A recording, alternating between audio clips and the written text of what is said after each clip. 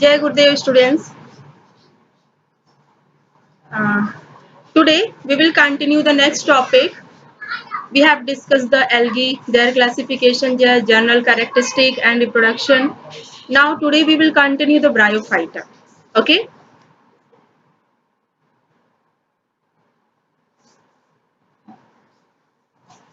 Now the bryophyta.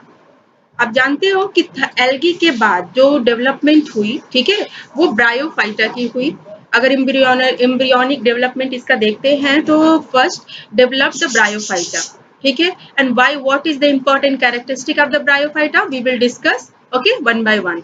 The bryophytes include the various mosses and liverworts that are found commonly growing in the moist shaded areas in the hills। क्या बोला है कि bryophyta maximum दो branches को include करता है, that one is mosses and liverworts, ठीक है। और ये मैक्सिमम मॉइस्ट प्लेसेस पे ज्यादा ग्रो करती है, मॉइस्ट एरिया में या सैडी हिल्स में जहाँ पे सनलाइट प्रॉपर ना पहुंचता हो, तो ऐसे एरिया में ये ग्रो करती है। Bryophytes are also called amphibians of the plant kingdom because these plants can live in the soil but are dependent on the water for the sexual reproduction. Bryophytes are called amphibians of plant kingdom, ठीक है। जैसे frog को हम amphibians of animal kingdom बोलते हैं क्योंकि they need both land as well as water, ठीक है। तो सेम उसी तरीके से प्लांट किंगडम में हम ब्रायोफाइटा को एम्फीबियंस ऑफ प्लांट किंगडम बोलते हैं।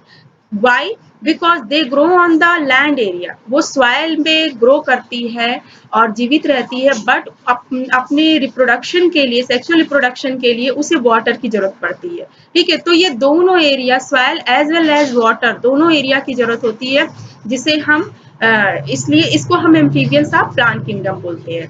This okay. They usually occur in damp, humid and shaded localities. तो ये इसलिए इनको दलदली जगह पे, जो दलदली जगह होती है जहाँ पे पानी रहता है, थोड़ा लैंड एरिया रहता है, आप देखते हो वहाँ पे वो दलदली सी जगह रहती है, तो ऐसे एरिया पे ग्रो करते हैं जहाँ इजिली उनको लैंड एरिया भी मिल जाती है और उनके रिप्रोडक्शन के लिए वाटर भी इजिली मिल जाती है, तो वो डैम्प, ह्यूमिड एंड सैडेड लोकेलिटी में इजिली ग्रो करते हैं। They play a important role in the plant succession और bear the rocks and soil। अब प्लांट सक्सेशन में वो बहुत ही इंपॉर्टेंट रोल प्ले करते हैं। क्या होता है कि बेयर रॉक्स पे वो ग्रो करते हैं, जहाँ बंजर जगह होती है, बंजर पहाड़ होते हैं या रॉक्स होते हैं, वहां पे ग्रो करती है और इसकी रूट्स इजिली क्या करती है, धीरे धीरे रूट्स के वॉल्स को पेनिट्रेट कर, ये रॉक्स की वॉल को पेनिट्रेट करती है, ठीक है। तो इस तरीके से इंपॉर्टेंट रोल प्ले कर रही है ये प्लांट्स के प्रोडक्टिविटी मतलब बढ़ने पे। वहां पे अब इस ब्रायोफाइट के बाद फिर टेरिडोफाइट ग्रो करेंगे जब भी रॉक्स में प्लेस हो जाएगी, तो ठीक है। और रॉक्स या सॉइल के जो जो सरफेस होती है उसको पेनिट्रेट करते रहते हैं, जिसकी वजह से धीरे धीरे वो लूज होने लगती है और वहां पे प्लांट्स का ग्रोथ आसानी से पॉसिबल होता है, ठीक है। Plant's body of the bryophyte is most differentiated than that of the algae, मतलब they are completely different from the algae।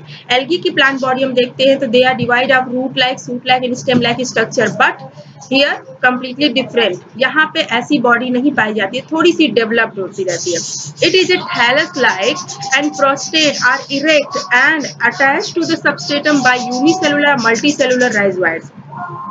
यहाँ पे यूनिसेलुलर या multi cellular root like structure पाए जाते हैं जिनको हम राइजोइड बोलते हैं। एंड जैसे रूट का फंक्शन होता है वैसे यहाँ पे राइजोइड का फंक्शन होता है, they absorb the water and minerals from the surface and okay.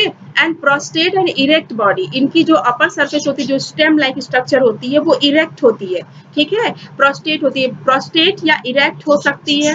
And root like body पाई जाती है, their function is to attach to the wall of the surface and get nutrients, okay. The root like structure are known as rhizoids. तो यहाँ पे एक 1 number का objective question आपका ये भी पूछता है, what where the rhizoids are present and what is the root like structure present in the bryophyta, name that, ठीक है।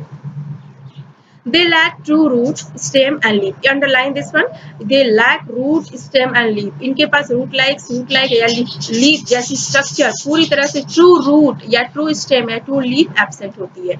They may possesses root like, leaf like and stem like structure। उनके पास root जैसी और leaf जैसी या stem जैसी structure पाई जाती है, लेकिन जो true root होती है या ट्रू स्टेम होती है, या ट्रू लीफ होती है, जैसे हम आम प्लांट्स में देख रहे हैं, नॉर्मली हम प्लांट्स में देखते रहते हैं, वो वैसी कोई भी स्ट्रक्चर यहाँ पे एब्सेंट होती है, लेकिन उसके जैसी रूट लाइक स्ट्रक्चर जो होती है उसको हम राइजोइड बोलते हैं।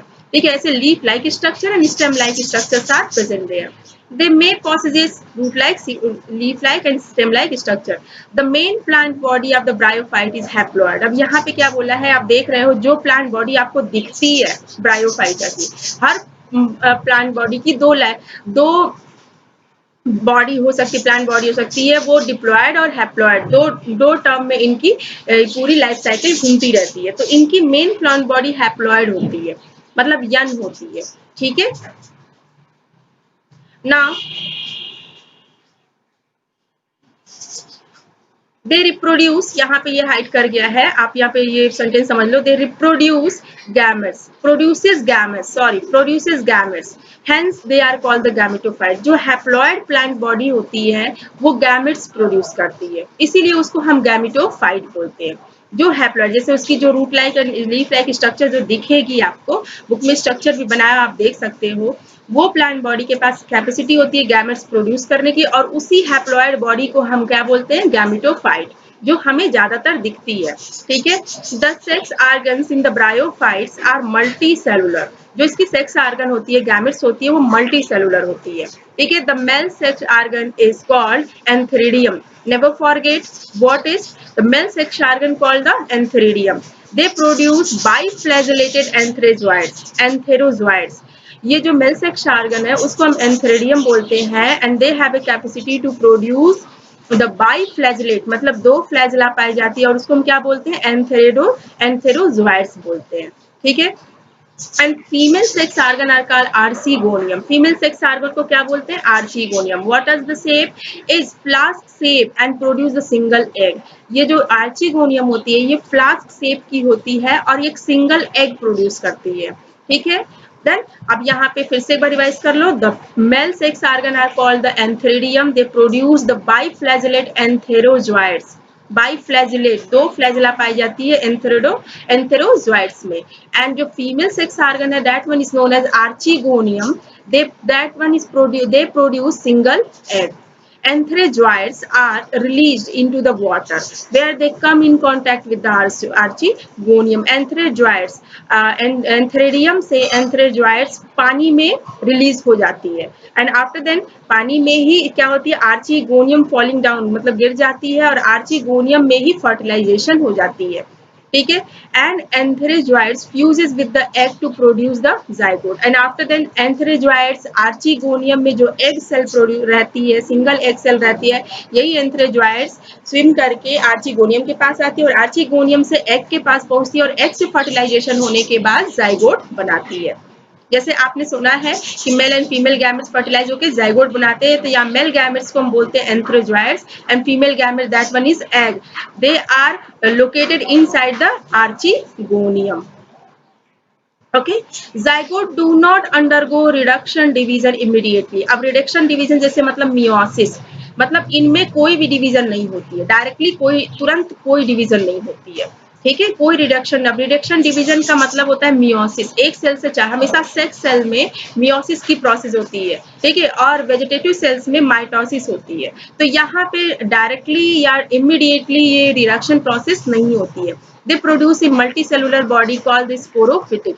अब ये क्या होता है, जाइगोट, ठीक है, कुछ डिवीजन करती है, कुछ समय के बाद डिवीजन के बाद ये मल्टी सेलुलर एक प्लांट बॉडी बनाती है जिसे हम स्पोरोफाइट बोलते हैं। तो इस तरह से गैमेटोफाइट जनरेशन के बाद डिवीजन होती है, फर्टिलाइजेशन होती है मेल एंड फीमेल गैमेट्स के बाद, ये गैमेटोफिटिक जनरेशन है, क्योंकि ये जो प्लांट बॉडी है गैमेट प्रोड्यूस करती है। अब इस गैमेट पे क्या होते हैं, एंथेरिडिया या आर्चिगोनिया होती है। एंथेरिडिया एंथेरोजोइड्स प्रोड्यूस करती है और आर्चिगोनिया एग सेल प्रोड्यूस करती है। ये एंथेरोजोइड्स और एग प्रोड्यूस फर्टिलाइजेशन के बाद जाइगोट होती है, जाइगोट बनती है, और जाइगोट डिवीजन के बाद स्पोरोफिटिक जनरेशन बना लेती है। ठीक है, some cells of the sporophyte undergo reduction division meiosis to produce the haploid spores। कुछ सेल्स ऐसी भी होती हैं स्पोरोफिटिक जनरेशन की, वो उसमें डिवीजन होती है और हैप्लोस्पोर्स प्रोड्यूस करती हैं, and these spores germinate to produce the gametophytic generation। इस तरीके से क्या होती है, कुछ स्पोरोफिटिक जनरेशन में स्पोर्स प्रोड्यूस होती है और वो स्पोर्स फिर से जनरेट होके वो नई प्लांट बॉडी बना लेती है, गैमेटोफिटिक जनरेशन आती है। इस तरीके से हम देखते हैं इसकी पूरी लाइफ साइकिल में गैमेटोफिटिक जनरेशन से स्पोरोफिटिक जनरेशन, स्पोरोफिटिक से फिर गैमेटोफिटिक, गैमेटोफिटिक से स्पोरोफिटिक। स्पोरोफिटिक से गैमेटोफिटिक बनेगा जब डिवीजन हो जाएगी, मियोसिस डिवीजन के बाद गैमेटोफिटिक स्टेज बनेगी और ये हैप्लोइड होगी, ठीक है। और गैमेटोफिटिक के बाद दो गैमेट, उस पे गैमेटोफिटिक बॉडी पे दो गैमेट्स होंगे, male and female gametes. Male one is known as antheridoids and female one is known as egg cells. दोनों फर्टिलाइज होके जाइगोट बनाएगी, जाइगोट में डिवीजन होगा, डाइगोट डिवीजन करेगी, माइटोटिक डिवीजन करेगी और स्पोरोफिटिक प्लांट बॉडी बना लेगी। अब फिर स्पोरोफिटिक प्लांट बॉडी पे रिडक्शन डिवीजन होगा, मियोसिस होगी और वो हैप्लोस्पोर्स बनाएगी और हैप्लोस्पोर्स फिर से जर्मिनेट होकर गैमेटोफिटिक जनरेशन बनाएगी। इस तरह से इनकी पूरी लाइफ साइकिल चलती रहती है, ठीक है। Bryophytes are divided into two groups, that one is liverworts and mosses. इनको बोला जाता है, इनकी दो क्लासेस में इनको डिवाइड कर दिया गया, लिवरवर्ट्स एंड मॉसेस, ठीक है। What is the liverworts? These are liverworts grow usually in the moist and sandy habitats such as bank streams, marsh ground, damp soils, bark of the tree and deep in the wood. क्या बोला, ये भी damp and sandy places पे ज्यादा grow करती हैं, ठीक है, liverworts. Why they are known as liverworts? इनके स्ट्रक्चर के आधार पे ये लिवर की शेप की कुछ हो जाती है, इसलिए इनको liverworts बोल दिया गया है, ठीक है। The plant body are liverworts are thalloid, thallus body होती है। एग्जाम्पल मार्केंसिया, अब इसको अंडरलाइन कर लेना आप लोग। मार्केंसिया की एग्जाम्पल है, ये थैलोइड बॉडी होती है इसकी, ठीक है। The thallus is dorsoventral and closely appressed to the substrate. क्या बोला है, जो थैलस बॉडी होती है डॉर्सोवेंट्रल होती है, मतलब जो हमारी अगर लीफ देखे तो ये मिडरिब है ऊपर की तरफ पाई जाएगी और ये लोअर साइड जो है वेंट्रल साइड है, तो ये डॉर्सल साइड है और ये वेंट्रल साइड है, ठीक है। जैसे आप लीफ देखते हो, लीफ की मिडरिब पाई जाती है तो वो ऊपर वाली पोर्शन है क्या, ये डॉर्सल साइड है और नीचे वाली पोर्शन वेंट्रल साइड है, तो जिसकी जो बॉडी पाई जाएगी डॉर्सो वेंट्रल होगी, डॉर्सो वेंट्रल साइड, ठीक है। And closely to the appressed to the substratum, मतलब अगर ये सबस्ट्रेटम पे है, ये बेस है, रॉक है या कोई वुड प्लेस है, तो यहाँ पे ऐसे ये ग्रो कर जाएगी, ठीक है, डॉर्सो वेंट्रल साइड में। The leaf member have a tiny leaf like appendages in the two rows on the stem like structure. क्या होती है, इनकी स्टेम लाइक स्ट्रक्चर, फिर धीरे धीरे इस पे लीफ ग्रो कर लेती है, लीफ लाइक स्ट्रक्चर ग्रो करती है। Asexual reproduction in the liverworts takes place by the fragmentation of the thalli. Thalli break down, okay, every fragments have a capacity to generate new plant body, or by formation of specialized cell, that one is called the zyma. zyma कब बनती है, जो Marchantia है इसमें asexual vegetative reproduction की एक और process है, इसमें zyma कब बनती है, ठीक है। कप लाइक स्ट्रक्चर इसकी बॉडी पे बन जाती है, जिसके पास कैपेसिटी होती है न्यू प्लांट बॉडी बनाने की। Sexual reproduction, male and female sex organs are produce either on the same or the different thalli. इसमें कैटेगरीज ये हो सकती है, या तो डिफरेंट थैलस पे मेल एंड फीमेल ग्रो करे, या तो सेम ही थैलस पे male and female gametes grow करे, या तो मोनोसियस हो सकती है या तो डायोसियस होती है। The sporophytes is differentiated into fruit, seta and capsule. अब ये हमेशा याद रखना, स्पोरोफिटिक प्लांट बॉडी होती है, तीन मेन पार्ट्स पे डिवाइड होती है, ठीक है, foot, seta and capsule. After meiosis spores are, दे दो, रुक जाओ, वेट जाओ, हाँ जाओ देखो। Okay, the sporophyte is differentiated into food, seta and capsule. तो इनकी body food, seta and capsule में डिवाइड होती है, स्पोरोफिटिक प्लांट बॉडी, ये हमेशा याद रखना आप लोग, ठीक है। Sporophytic plant body is differentiated into foot, seta and capsule. After meiosis spores are produce within the spore in the capsule. अब यहाँ पे फूड, एसिटा एंड कैप्सूल होती है। फूड वो होती है जिससे ये सबस्टेशन से अटैच रहती है, ठीक है, उसमें सिटा अटैच करती है कैप्सूल और फूड को, ये दोनों अटैच करती है। और कैप्सूल में क्या होती है, मियोसिस होता है और उसी में स्पोर्स प्रोड्यूस होती है। This spore germinate to form the free living gametophyte. और जो कैप्सूल के अंदर जो स्पोर्स होती है वही कहीं पे फॉलिंग डाउन, मतलब कहीं पे गिरेगी और उसके बाद उससे गैमेटोफिटिक जनरेशन इसकी आ जाएगी, ये जर्मिनेट करके गैमेटोफिटिक स्टेज आ जाएगी इसकी। mosses, the prominent stage of the life cycle of the mosses is gametophyte, which consists of two stages. इनकी जो मतलब मेन स्टेजेस होती है, इनके भी क्या होती है, गैमेटोफाइट होती है, जो दो स्टेजेस में दिखती है. First stage is called the protonema. पहली स्टेज क्या होती है, प्रोटोनिमा कहलाती है. And second step is known as leafy stage. दूसरी स्टेज क्या होती है, लीफी स्टेज दिखती है, which developed from the secondary protonema as lateral bud. जो प्राइमरी प्रोटोनिमा है, प्राइमरी प्रोटोनिमा पे ही सेकेंडरी प्रोटोनिमा ग्रो करती है. ठीक है, they consist of upright cylinder axis bearing the spiral arrange leaf. ये क्या होती है, ये ऐसे स्ट्रेट, ये प्लांट बॉडी जो पहले तो प्राइमरी एक स्पोर्स हुई, जनरेट हुई, वो बना दी प्राइमरी प्रोटोनिमा.